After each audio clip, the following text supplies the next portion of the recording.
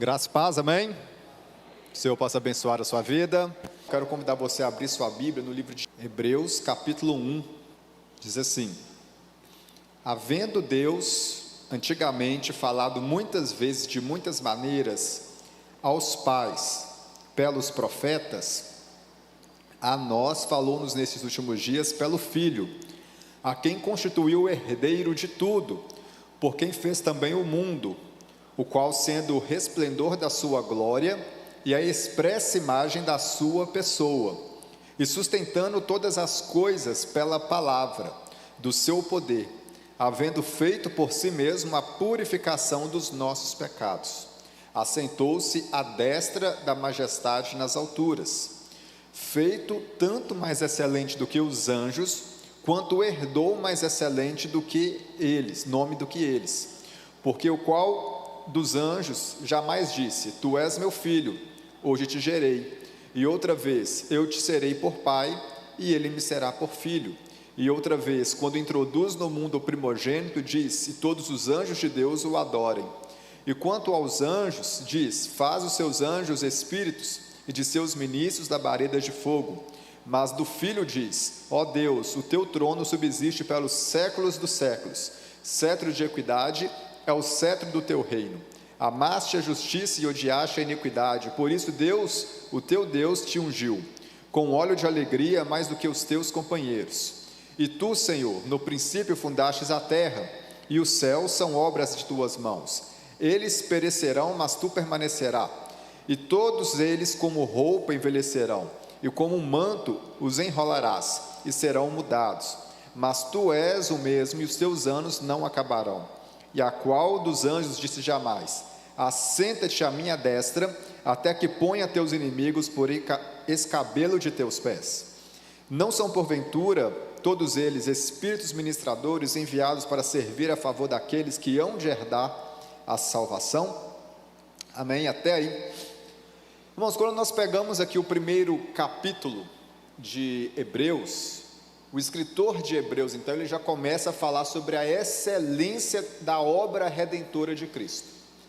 Na verdade, todo o livro, então, de Hebreus, ele vai ser como se fosse uma conclusão de tudo aquilo que aconteceu ali no Antigo Testamento, quando se trata das regras ou das leis cerimoniais de sacrifício.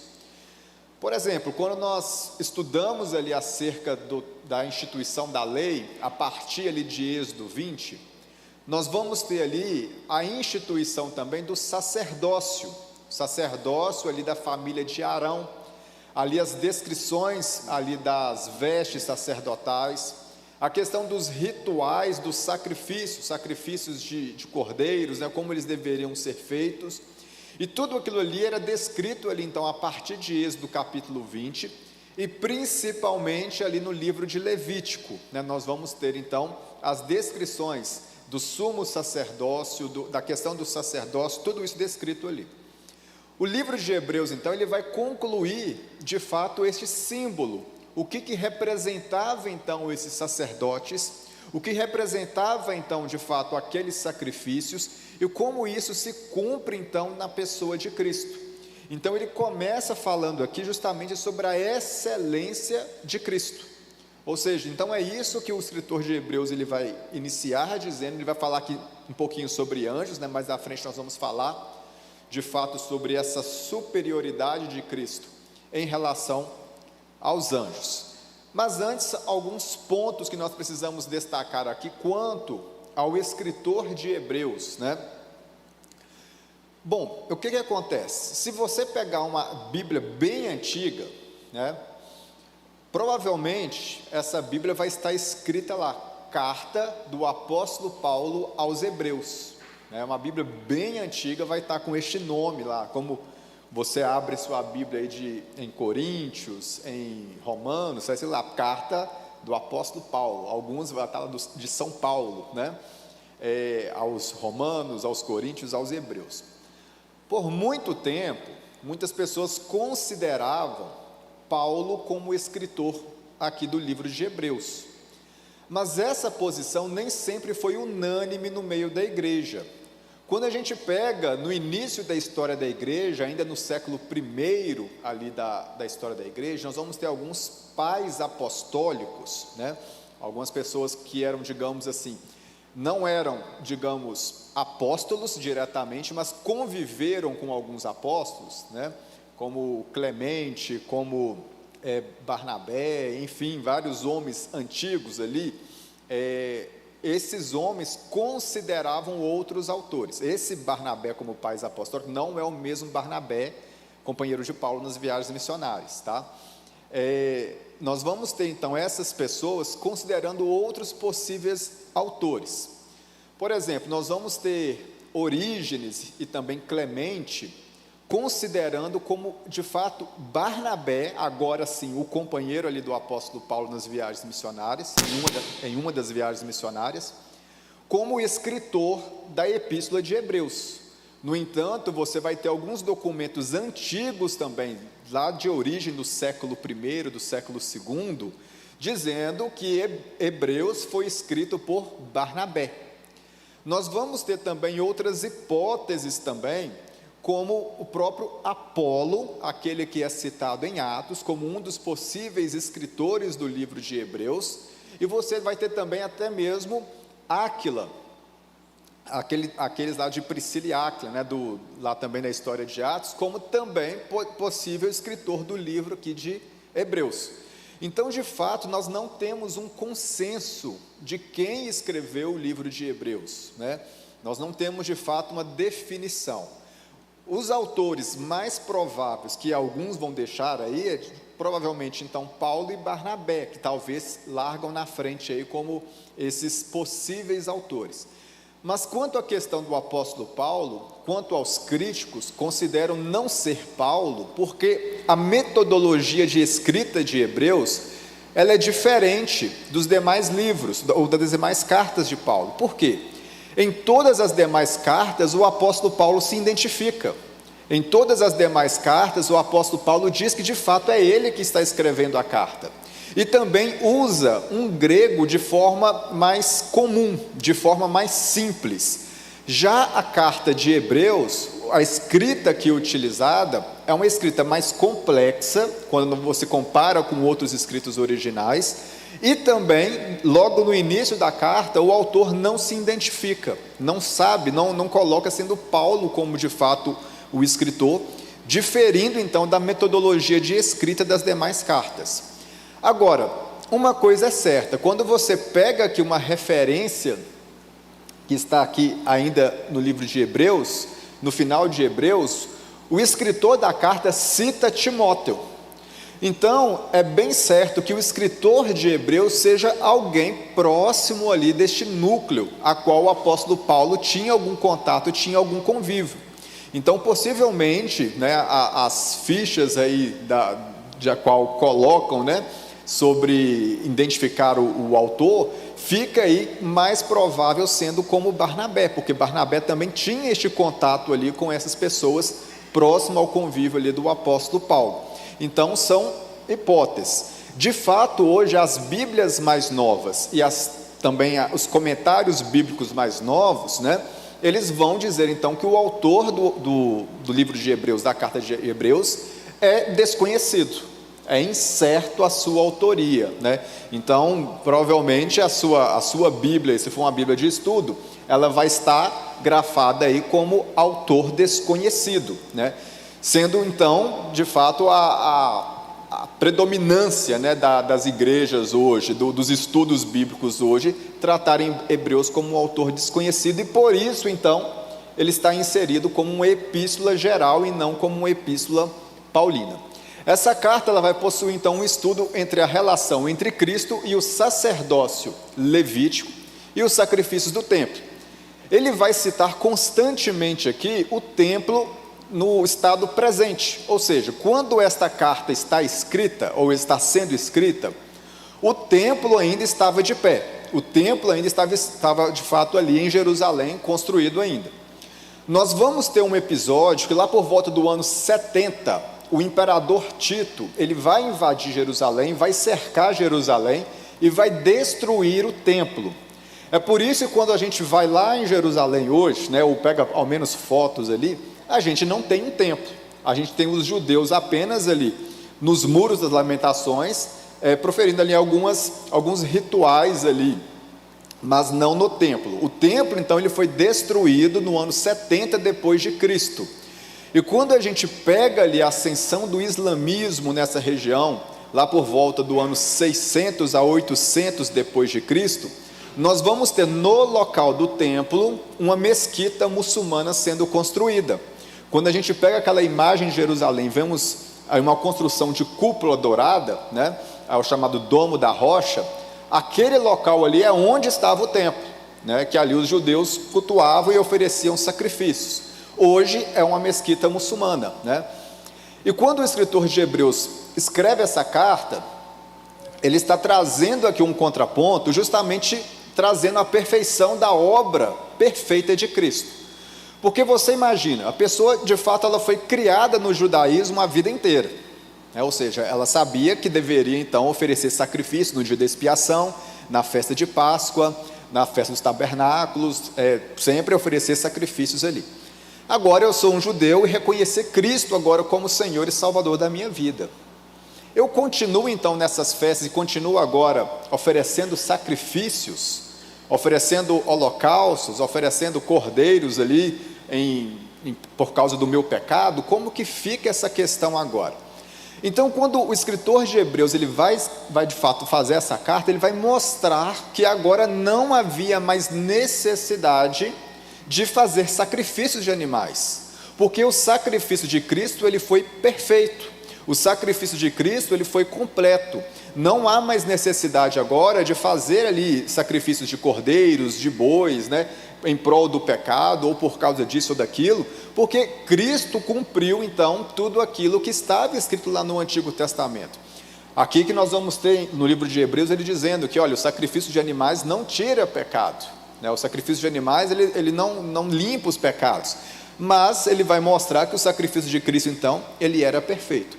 Então, por causa disso, compreendemos então que o livro de Hebreus, a carta de Hebreus, foi escrita antes da destruição do templo, com o propósito de ensinar os cristãos daquela época, para que não precisasse mais fazer sacrifícios e holocaustos por causa do pecado, porque Cristo, de fato, cumpriu e o seu sacrifício era suficiente e perfeito para todos os pecados e não havia mais necessidade de outros sacrifícios. Então este foi o propósito que escreveu então a carta de Hebreus, lembrando e trazendo aqui justamente que é um cumprimento daquilo que já havia sido profetizado, que de fato Cristo então era aquele que faria cessar o sacrifício.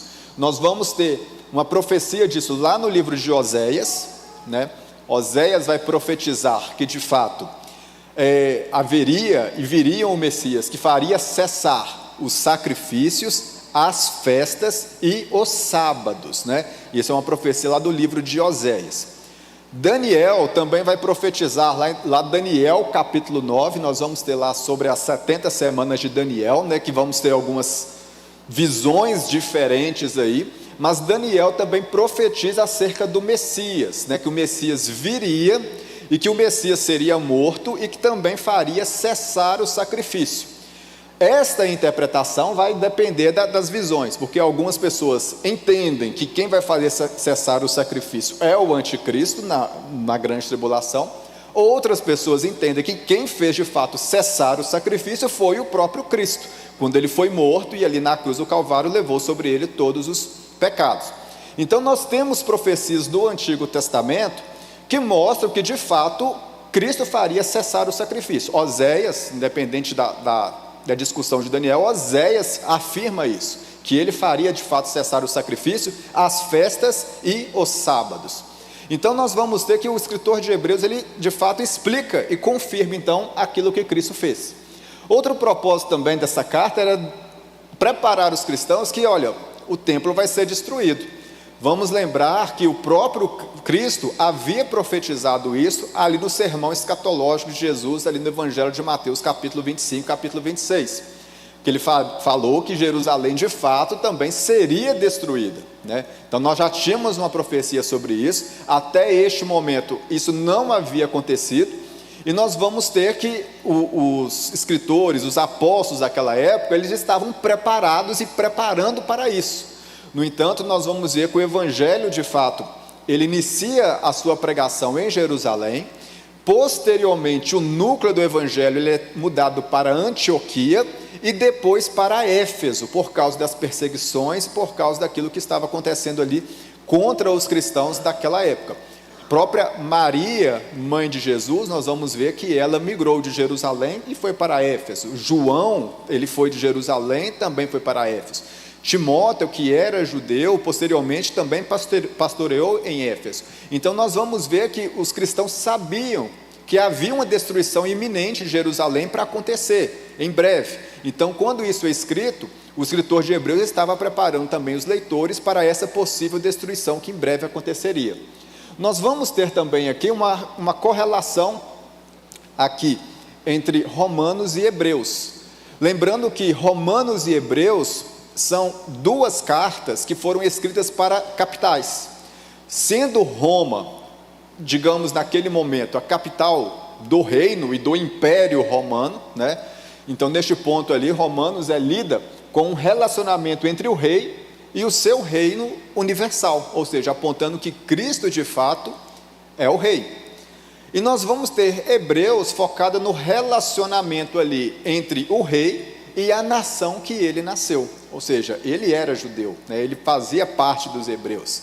O próprio livro de João vai dizer, ele veio para o que eram seus, né? Mas os seus não aceitaram. Então nós vamos ver agora como este rei, ele vai se relacionar aí agora com o seu povo. O que mais a gente lê em Hebreus, num geral, antes da gente especificar aqui direto no capítulo 1 que nós lemos, essa carta ela vai iniciar então defendendo a divindade de Jesus, conforme nós mostramos aqui, mostrando que de fato ele é o resplendor da glória de Deus, ele de fato é o criador de todas as coisas. E ela vai utilizar também de vários elementos lá do Antigo Testamento para apontar e para mostrar isso se cumprindo em Cristo.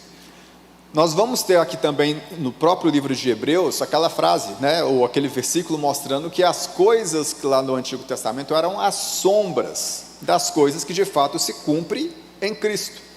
Ou seja, tudo aquilo que nós vamos ter lá no Antigo Testamento, de certa maneira, são tipificações ou são sombras daquilo que nós vamos ter se cumprindo em Cristo. É claro que o livro de Hebreus ele vai se ater muito sobre as questões levíticas, sobre as questões sacerdotais. Mas quando a gente pega o Antigo Testamento como um todo, nós vamos ver que todo o Antigo Testamento, em sua maior parte, os símbolos, de certa maneira, apontam para Cristo. Por exemplo, nós vamos ter a arca de Noé e o dilúvio, apontando também para Cristo, sendo a arca a representação do próprio Cristo, e o dilúvio é esse juízo então que vai ser derramado sobre os homens pecadores. Somente aqueles que estiverem em Cristo serão justificados e serão salvos desse juízo a ser derramado.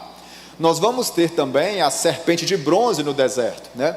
E o próprio Cristo mostra essa tipificação, que ele de fato é como se fosse aquela serpente de bronze, que aqueles ao serem mordidos ali pela serpente, e para sobreviverem, para não morrerem, olhassem para a serpente, e ali seriam curados. Assim também o pecado, que é como um veneno nas nossas vidas, que está nos levando para a morte, a partir do momento então que nós olhamos para Cristo, nós somos curados da enfermidade do pecado e passamos agora a ter a vida. Então perceba que em todo o Antigo Testamento nós vamos ter símbolos e elementos que apontam para Cristo. E aqui o escritor de Hebreus ele vai se ater sobre os símbolos então sacerdotais, mostrando como isso agora se cumpre em Cristo. Nós vamos ter também aqui estes símbolos, né, mostrando sobre o descanso na entrada de Canaã e o descanso na entrada de Cristo. Hebreus capítulo 4 vai narrar ali sobre a peregrinação no deserto, como o povo peregrinou no deserto e quando eles descansaram quando alcançaram a terra prometida. Ele vai trazer este mesmo símbolo para mostrar também para as nossas vidas. Nós somos peregrinos nessa terra, né? Nós estamos peregrinando nessa terra e encontramos então descanso agora em Cristo. Vai mostrar também sobre o sacerdócio levítico e agora sobre o sacerdócio de Cristo. Em Hebreus capítulo 5 e também em Hebreus capítulo 7 vai mostrar justamente sobre este símbolo do sacerdócio. E é interessante isso, que além de mostrar esses símbolos do sacerdócio levítico, o próprio escritor de Hebreus vai mostrar que o sacerdócio de Cristo ainda é superior ao sacerdócio levítico. Ele vai mostrar um símbolo ali sobre o sacerdócio de Melquisedeque. Melquisedeque, nós temos a história narrada lá em Gênesis, se não me engano, no capítulo 12 ou 16, que nós vamos ter Melquisedeque, rei de Salém, que juntamente ali com Abraão, a palavra diz que ele era sacerdote do Senhor, e Abraão dizimou, deu dízimo de tudo aquilo que ele possuía, e reconheceu Deus como Altíssimo e possuidor dos céus e da terra. E justamente nesse episódio ali, Melquisedeque, ele oferece ali a Abraão pão e vinho, né? Trazendo aí um símbolo de fato daquilo que vamos ter hoje, né, com a ceia do Senhor.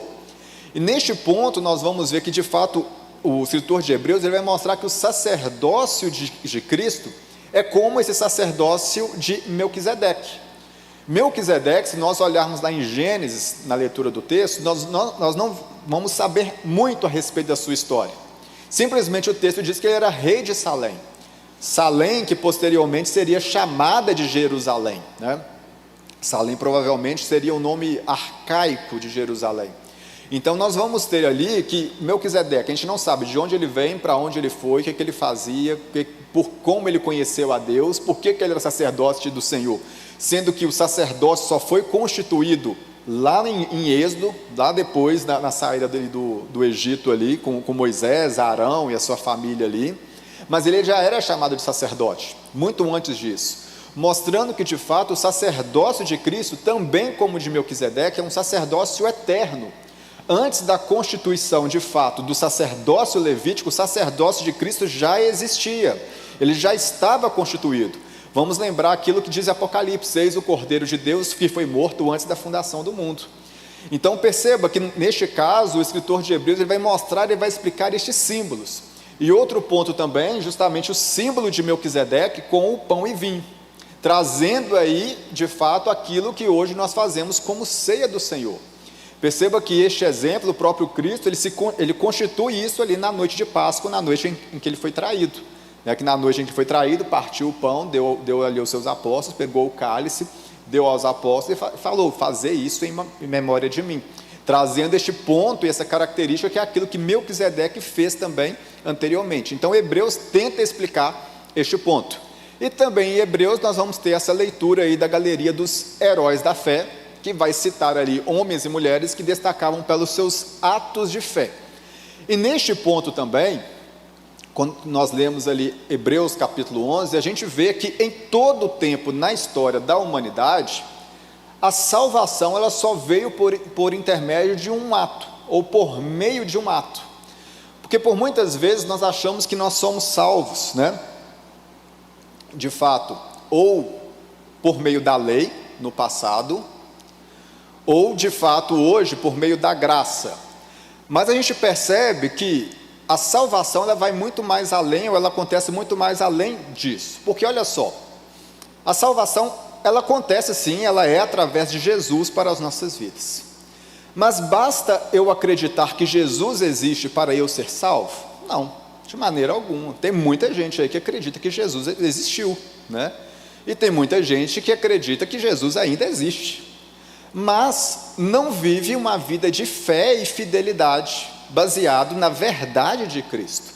E quando nós olhamos aqui Hebreus capítulo 11, nos mostra uma característica disso, lá em Hebreus capítulo 11, versículo 2, que foi por meio da fé que muitos, ou os antigos, ou os pais, alcançaram testemunhos por meio de Deus, ou pela graça de Deus. Neste ponto, então, a gente percebe que Hebreus vai explicar que em toda a história da humanidade, a salvação só veio por meio da fé e fidelidade na palavra de Deus. Ou seja, a salvação hoje não vem por outra maneira se não for por meio da fé no Filho de Deus, em Cristo Jesus. No passado e na lei também, a salvação só veio também por meio da fé e da palavra de Deus. Agora, que palavra é essa? A palavra futura, ou seja, que o Messias viria. Hoje, nós cremos de fato em uma palavra, em um ato que aconteceu em Cristo Jesus à cruz do Calvário e ressuscitou ao terceiro dia. Então perceba que tanto lá no passado, lá no tempo de Abraão, no tempo de Moisés, todos eles foram salvos por meio da fé que apontava para Cristo. Hoje todos nós também somos salvos por meio da fé que agora aponta para o Calvário. Então a fé em Cristo Jesus, a fé na palavra de Deus é somente aquilo que nos leva à salvação, seja no tempo de Moisés, seja no tempo de Abraão, seja no tempo de Davi e seja também no nosso tempo, somente por meio da fé na palavra de Deus, que é Cristo Jesus, que nós podemos alcançar a salvação. E é isso que o escritor de Hebreus vai dizer também lá no capítulo 11. Agora, voltando aqui para o capítulo 1, conforme nós lemos, nós vamos ver também que o escritor vai dizer que Cristo é superior agora aos profetas. Mas antes, alguma pergunta ou algum comentário até aqui? Não? Então vamos lá, olha só. Quando nós pegamos aqui o período profético, ou os profetas em Israel, nós vamos ver que os profetas eles tinham muito respeito e de fato eram muito reverenciados pela nação de Israel neste período aqui. Embora muitos dos profetas naquela época, foram zombados, como o exemplo de Jeremias, muitos profetas, não foi levado crédito, como na época ali de Elias, não sofreram de fato o devido respeito que deveriam ter naquele período. Nós vamos ver que na época aqui, em que o escritor de Hebreus aqui redige essa carta, nós vamos ver que os profetas eram muito respeitados e muito reverenciados. Nós vamos ver que os próprios fariseus da época achavam blasfêmia dizer que João Batista era Elias, porque Elias estava acima de todas as coisas ali, acima de todos os profetas. Os demais profetas também, como Jeremias, que foi zombado, durante o seu ministério, agora nesta época também tinha muito respeito, assim como Daniel, Ezequiel e assim dos demais. Então os profetas neste período, eles eram muito reverenciados. Embora nós estávamos aqui, neste contexto, passando por um período de 400 anos de silêncio, o período interbíblico, que veio de Malaquias até João Batista. Chegando em João Batista, o povo não aceitou, ou melhor, a liderança da nação ali, os fariseus, saduceus, eles não aceitaram, os herodianos não aceitaram então João Batista como um profeta, e não aceitaram também a sua mensagem. E agora, o que justamente eles reverenciavam e tinham ali como um zelo, eram aquelas palavras antigas e distantes ali dos profetas, a qual eles não conviveram, mas apenas tinham os seus escritos. Então eles reverenciavam muito essa figura do profeta, eles tinham muito respeito por essa figura do profeta.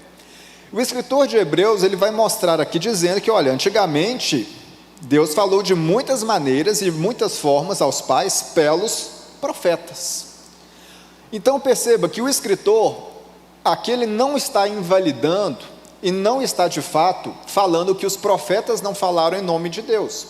Na verdade, ele está confirmando isso, que de fato os profetas foram usados então por Deus para tratar a nação de Israel e falar aos pais por meio ali dos profetas.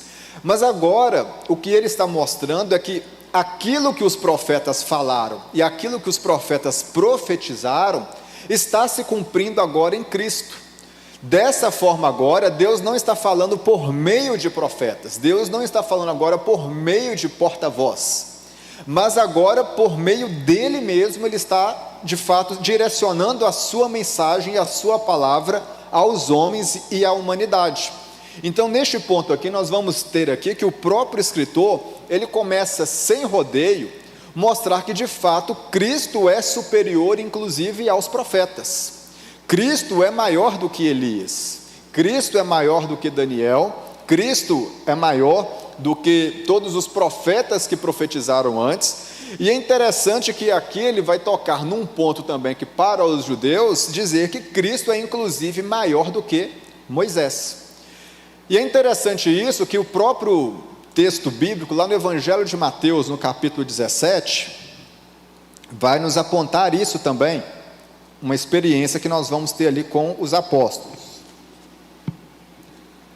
Evangelho de Mateus, capítulo 17.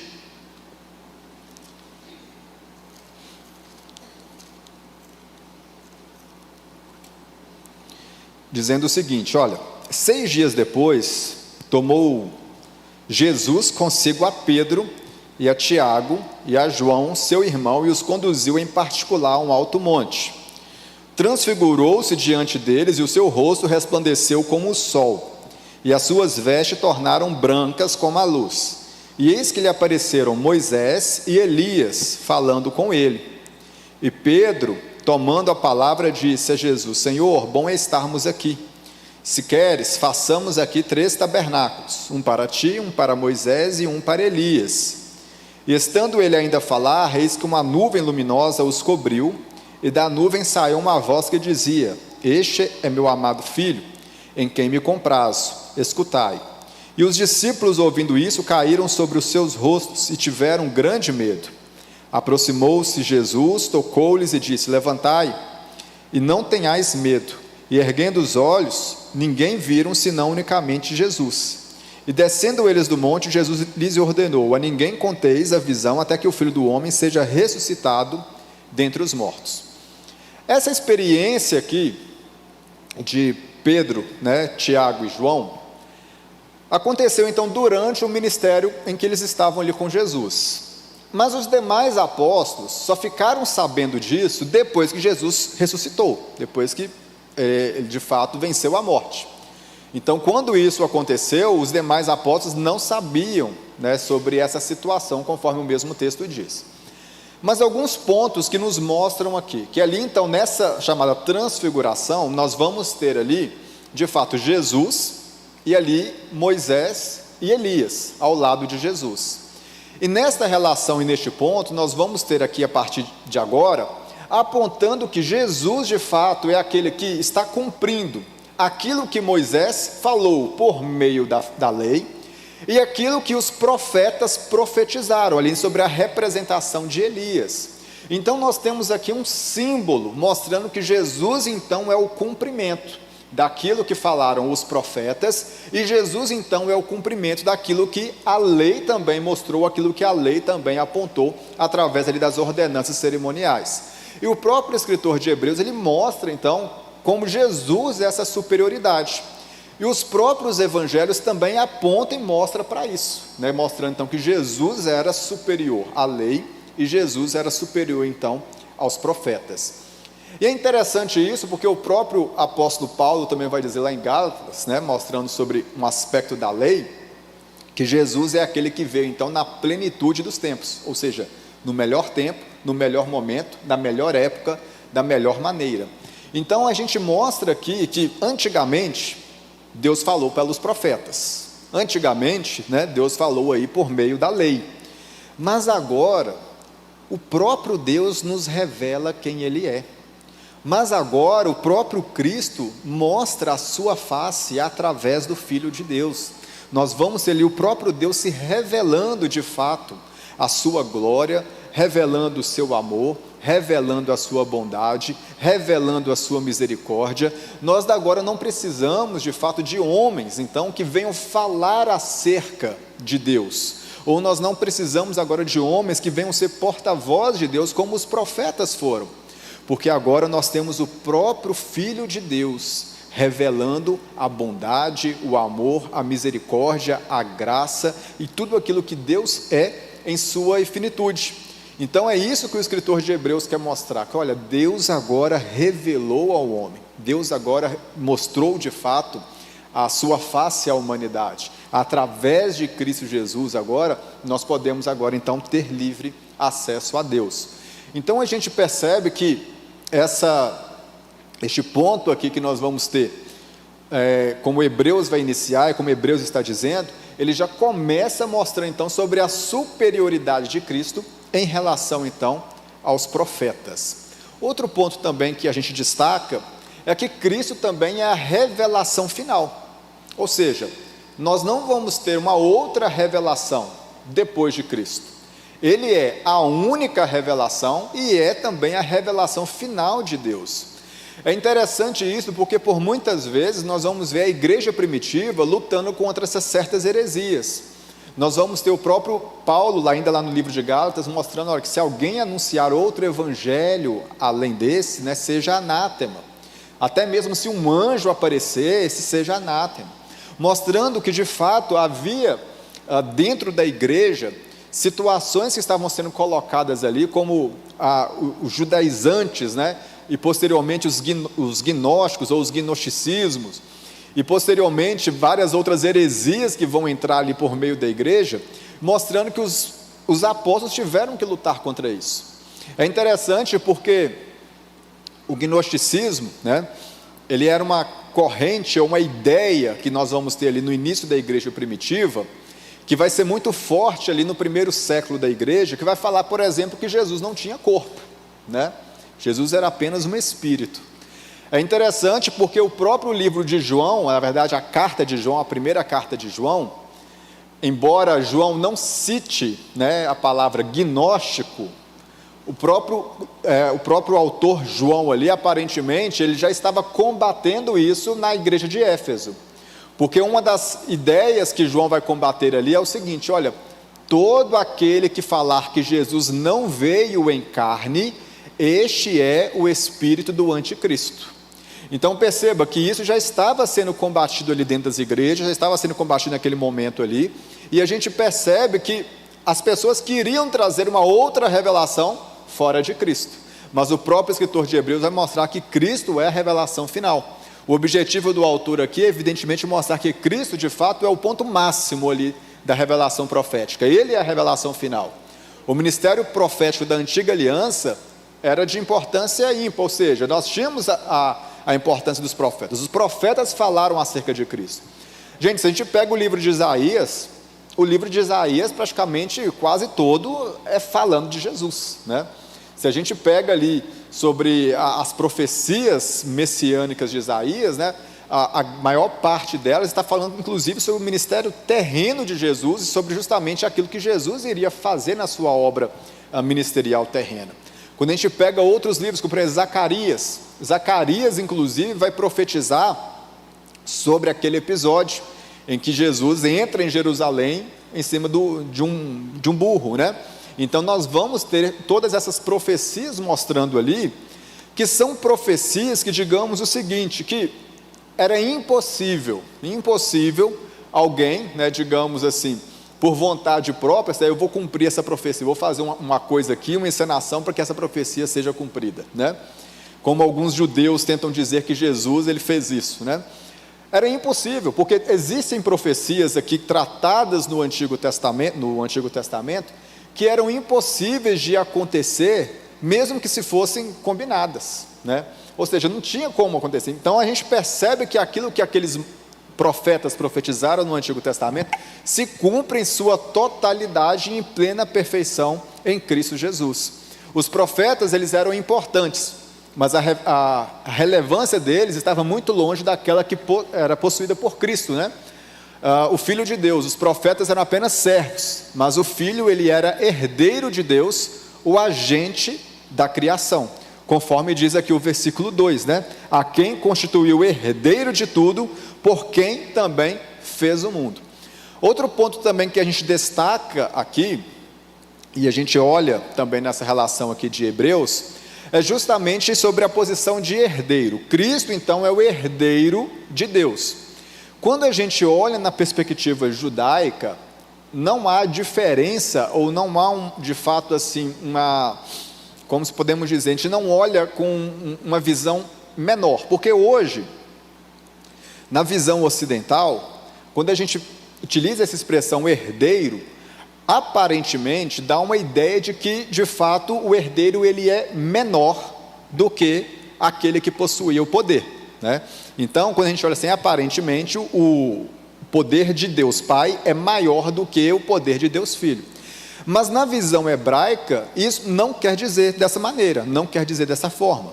Na visão hebraica, o herdeiro ele possui as mesmas autoridades, as mesmas credenciais e o mesmo patamar, digamos assim, a minha patente, podemos dizer assim, do que de fato aquele que possuía então aquele poder ali original, né? Então nós não temos essa diferenciação ali na cultura hebraica.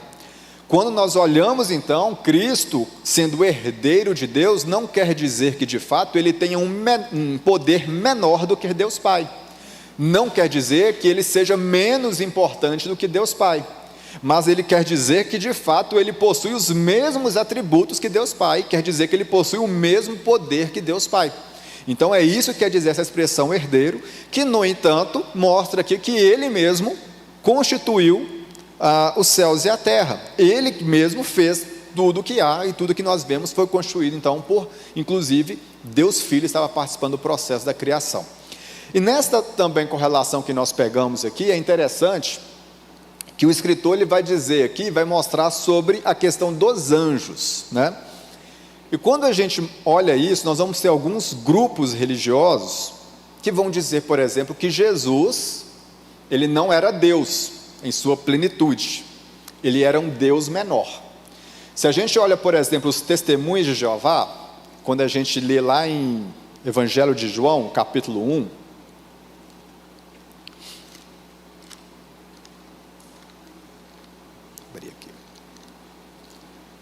os testemunhos de Jeová, eles têm uma Bíblia, que digamos assim, é igual à nossa, no sentido da história.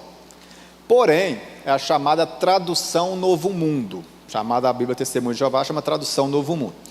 E essa tradução Novo Mundo, ela foi feita de acordo com a interpretação do seu fundador, né, Charles Russell.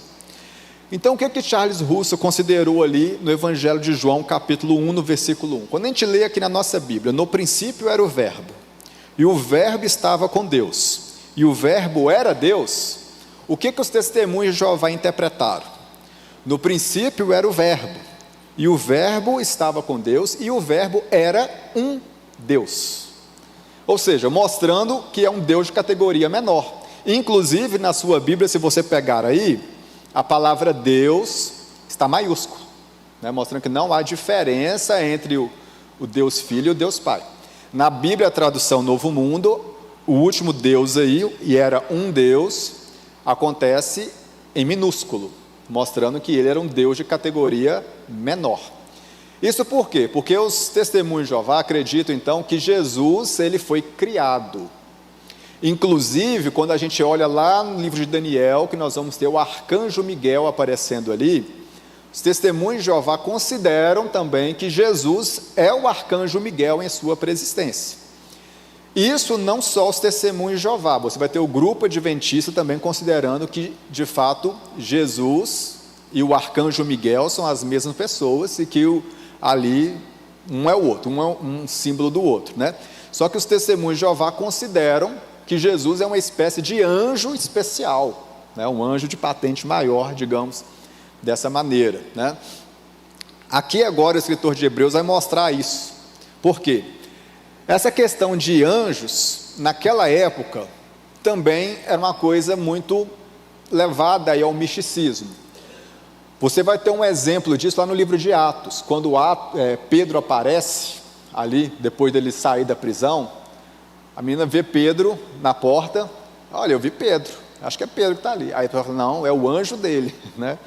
Ou seja, essa cultura, né, de cada pessoa tem um anjo, é uma coisa antiga, né? O que a Igreja Católica vai dizer sobre anjo da guarda, isso é ideia antiga, teologia antiga, né?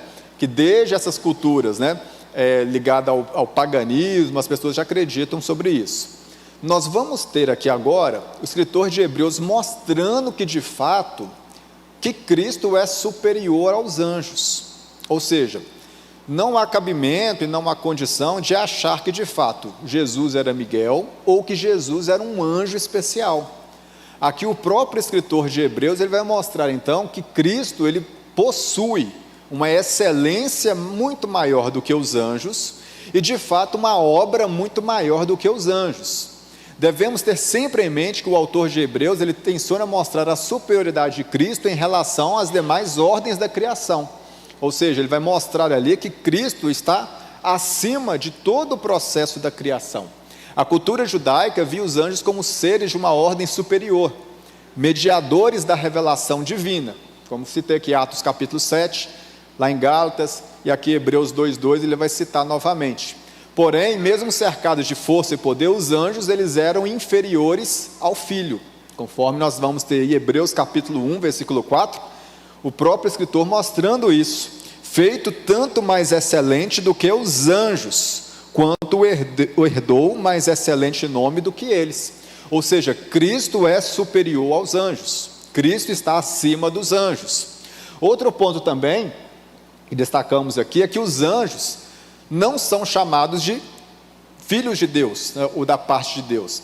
Verdade que lá em Jó, no capítulo 1, no versículo 6, nós vamos ter lá, quando os filhos de Deus foram adorar a Deus, né, nós vamos ter ali Satanás no meio deles.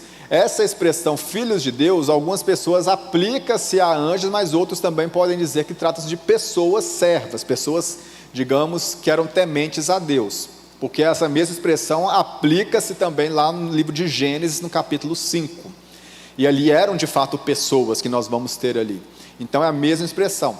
Então, o que nós vamos ter? Embora de fato, caso Jó, capítulo 1, seja filhos de Deus se referir a anjos, isso não tem problema. Por quê?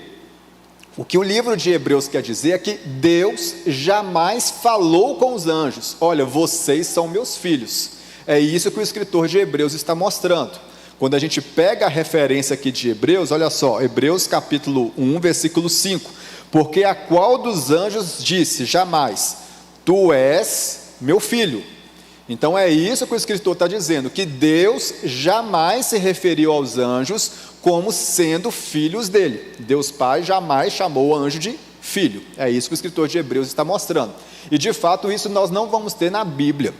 Quando você pega aí Hebreus capítulo 1, a partir do versículo 5, provavelmente a sua Bíblia, ela está ou aí taxada, né, como se estivesse lendo um salmo, ou a escrita ela está talvez em itálico. Isso porque do versículo 5 até o versículo 13, o que o escritor aí fez foi usar referências do Antigo Testamento. Ele pegou aí salmos, pegou outras passagens de livros proféticos para defender o seu argumento. Então neste caso ele está mostrando salmos aí que eram salmos messiânicos, mostrando que de fato Jesus era o Filho de Deus, e os anjos eles estavam abaixo ali daquilo que Cristo era. Aqui não está presente a ideia, né, de inferioridade do Filho em relação ao Pai. Quando a gente lê lá Salmo capítulo 2, quando fala que Cristo é o Filho de Deus, né, nós vamos ter aqui neste ponto que a relação ali de ser gerado mostra que é do mesmo conteúdo de herdar. Ou seja, quando o filho é gerado pelo pai, ele se torna então herdeiro. E na cultura hebraica, o herdeiro ele tinha então a mesma autoridade do que o genitor ali, aquele então que gerou. Ele representava então aquilo ali. É interessante isso, né? Porque quando a gente pega nessa condição e neste ponto, nós vamos ter, por exemplo, na cultura oriental, isso muito presente. Quando a gente olha o livro de Daniel, e ali em Daniel capítulo 5, nós vamos ter ali o rei Belsazar. Mas quando a gente pega no histórico, ali, o rei da Babilônia naquela época, não era Belsazar. Belsazar, ele era filho do rei. Mas o filho do rei, ele não estava, o rei não estava na Babilônia, quando o Império Medo-Persa chegou ali para invadir, né, aquele domínio da Babilônia. Mas a Bíblia destaca então que o rei era Belsazar. Isso por quê? Porque na ausência então do pai, quem representava de fato o pai, os poderes do pai, era de fato o filho, que neste caso ali era Belsazar. Então neste ponto a cultura oriental mostra que não há diferença entre o pai e o filho, entre o pai e o herdeiro, entre de fato aquele ali em que está e aquele que foi gerado. Assim também neste ponto da relação entre Deus Pai e Deus Filho, não havendo diferença entre eles, sendo o Filho então aquele com o mesmo poder e atribuição agora de Deus Pai. Outro ponto também que a gente destaca aqui é justamente, antes de passar para cá, é justamente mostrando sobre a glória de Deus, ou a glória de Cristo. Olha, na palavra aí em Hebreus, no capítulo 1, vai dizer, deixa eu abrir aqui, que Cristo, ele é o resplendor. Hebreus, capítulo 1, no versículo 3, o qual sendo o resplendor da sua glória. Quando a gente pega essa palavra resplendor, lá no original, no grego, e também ele é utilizado no latim, a palavra é caráter. Quando a gente pega aqui, essa palavra caráter, ela foi transliterada, né, para o português, de forma categórica, né? Nós usamos agora caráter, né, para falar sobre aquilo que a pessoa é, né? Aquilo que a pessoa de fato, as suas ações, as suas atitudes, para mostrar de fato ali, a definir aquela personalidade da pessoa, né? Do caráter daquela pessoa. A mesma palavra ela é utilizada aqui agora para se referir a resplendor, ou seja, caráter é aquilo então que a gente, digamos, como eu posso dizer, aquilo que a gente mostra para as pessoas, aquilo que resplandece nas nossas vidas. Assim também Cristo. Cristo é aquele que manifesta o caráter de Deus. Cristo é aquele que manifesta o caráter e a glória de Deus aos homens. É justamente isso que o escritor quer mostrar. É justamente isso que aqui o autor quer mostrar, que de fato Cristo, em sua obra redentora, em sua humanidade, que de fato naquilo que ele fez, nas suas ações, nas suas palavras, nos seus milagres, ele estava ali agora manifestando a personalidade, a divindade, aquilo que Deus é em tudo quanto ele fazia. Ou seja, o caráter de Deus foi manifestado através de Cristo, através das palavras, das ações, das obras, da redenção que Cristo ali proclamou no Calvário. Então é justamente isso que o autor quer dizer e mostrar aqui, que Cristo então é aquele que manifestou ali a glória do Pai. E a gente olha para João, o que é que Jesus vai dizer? Quem vê a mim, vê ao Pai. Ou seja, o próprio Jesus mostrando, né, falando para ali para os apóstolos, olha, eu estou com vocês há tanto tempo, quem vê a mim, vê ao Pai, né? Então mostrando que de fato, a glória do Pai é a glória do Filho, né? Quem vê o Filho está vendo ao Pai. E é interessante isso, né, gente? Porque a gente muitas vezes, a gente acha que Jesus só veio existir aqui no Novo Testamento, a partir do Evangelho de Mateus. Mas Jesus já existia muito antes disso. Jesus, ele é eterno, né? Jesus não foi criado. Ele é Deus, sempre existiu como Deus. Inclusive no Antigo Testamento, se nós formos olhar pela palavra, as manifestações visuais que nós vamos ter no Antigo Testamento é Cristo. Cristo que estava manifestando ali. Por exemplo, quando Moisés viu Deus passar de costas, ali na fenda da rocha, quem que manifestou ali? Deus Pai ou Deus Filho? Foi Deus Pai, né? Mas foi Deus Filho que manifestou. Quando Jacó lutou com o anjo ali, né, e era Deus, ele falou que era Deus, quem que estava ali? Deus Pai ou Deus Filho? Deus Filho que estava ali. Quando o anjo apareceu para Gideão, ele mostrando que de fato também era Deus, quem estava ali? Deus Pai ou Deus Filho? Deus Filho. Mas como que a gente pode ter tanta certeza de que todas as manifestações visuais no Antigo Testamento foi Deus Filho e não Deus Pai que manifestou? Uma forma simples, porque o próprio Jesus fala sobre isso. O que Jesus falou? Ninguém viu ao Pai, a não ser aquele que desceu. Ou seja, ninguém viu o Pai. Então todas as manifestações visuais que nós vamos ter lá no Antigo Testamento, nada mais é do que de fato a glória do Deus Filho. É Deus Filho manifestando. Gente, e isso é interessante, porque é bem certo que também na eternidade, o que nós vamos contemplar da glória de Deus, também será a glória de Deus Filho. Então a gente percebe que nesta relação que nós vamos ter, que Cristo, ele não iniciou a sua obra ali em Jerusalém, né, no ano 30. depois dele mesmo, né? Depois de Cristo. Não. Cristo iniciou a sua obra muito antes disso, antes da fundação do mundo. O ministério de Cristo já estava exercendo sobre as nossas vidas. Muito antes de todas as coisas vierem a existir, Ele já estava ali, Ele já existia, Ele existe por si só e por Ele mesmo, porque de fato Ele é a manifestação da glória e da divindade soberana de Deus. E com isso o escritor ele conclui, mostrando então que a salvação de Cristo é uma salvação grandiosa. O autor ele vai fazer um contraste aí no capítulo 2 entre o Sinai e o Calvário. Enquanto a antiga aliança ela foi intermediada por anjos, aí no versículo 2 ele vai dizer sobre isso do capítulo 2, porque se a palavra falada pelos anjos permaneceu firme, toda a transgressão e desobediência recebeu a justa retribuição. Agora, a nova aliança ela foi manifestada por Deus Filho, ou seja, o Filho agora passava então a ser o mediador. Foi o próprio Jesus, o Filho de Deus, e não os anjos, que anunciou essa grande salvação. Nós pegamos então que por serem mediadores da lei, os anjos despertavam então grande estima e respeito pelos judeus. E por isso agora a gente percebe que Cristo agora sendo o mediador da salvação, a gente percebe então que a salvação não se limitaria mais aos judeus, mas a salvação agora se limitaria a toda a humanidade. Ou seja, todos agora que crescem em Cristo Jesus como Senhor e Salvador, poderiam alcançar de fato a promessa, de fato aquilo que estava sendo colocado sobre eles.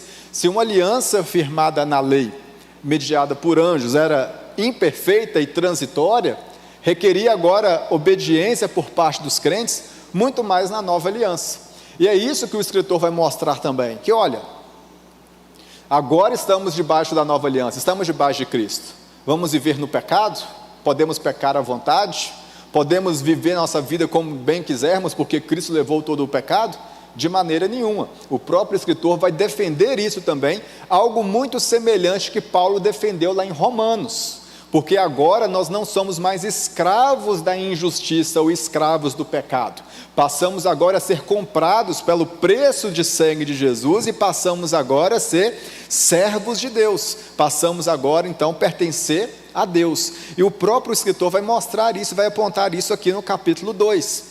Essa salvação ela foi primeiramente anunciada pelo Senhor e posteriormente por aqueles que ouviram, conforme Hebreus capítulo 2, versículo 3, e mostrando aqui também que aparentemente então o escritor de Hebreus, ele não fazia parte ali dos grupos iniciais apostólicos, ou seja, dos 12 iniciais, mas era alguém que ouviu falar da mensagem do Evangelho, posteriormente pelos apóstolos, e essa mensagem, ela primeiramente foi anunciada pelo Senhor, e as testemunhas pelos que ouviram foram instrumentalizadas pelo Espírito Santo, e agora o Espírito Santo então, ele vai de fato anunciar às nossas vidas essa mensagem.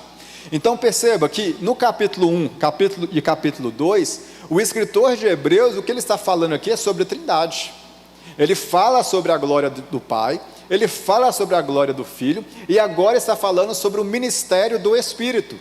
Que agora o Espírito Santo, depois que o Filho subiu aos céus e fez a sua obra redentora, é Ele agora que ministra aos nossos corações, é Ele agora que confirma essa mensagem, é Ele agora que vai trazer de fato a salvação para os nossos corações.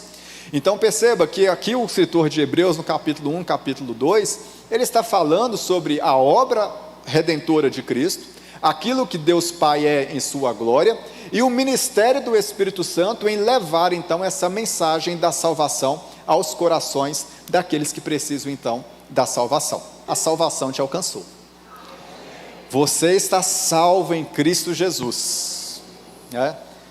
Sabe, irmãos, a gente precisa entender isso, porque de fato imagina que uma pessoa, ela possui um valor inestimável, Uma pessoa, ela possui de fato um valor que o mundo todo não pode pagar, o valor de uma pessoa. Mas o que nós estamos falando é que você foi comprado pelo preço de sangue, mas não pelo preço de sangue de uma pessoa pecadora. Você foi comprado pelo preço de sangue de um Deus que se fez carne, um Deus que abriu mão da sua glória. Então você imagina que o seu valor, irmãos, não tem nada no mundo que possa pagar, sabe? Não foi um pecador que morreu por você, não foi um anjo que morreu por você, mas foi um Deus que se fez carne, que tomou o nosso lugar. Você entende o preço da nossa salvação? Você entende o preço disso? É algo que não possui valor algum, irmãos. Então a gente não pode desperdiçar, a gente não pode perder o tempo, a gente não pode ficar com os nossos olhos focados neste mundo com o pecado, perdendo tempo com o pecado, porque algo muito precioso foi entregue em nosso favor. Sangue de um Deus foi derramado em nosso favor.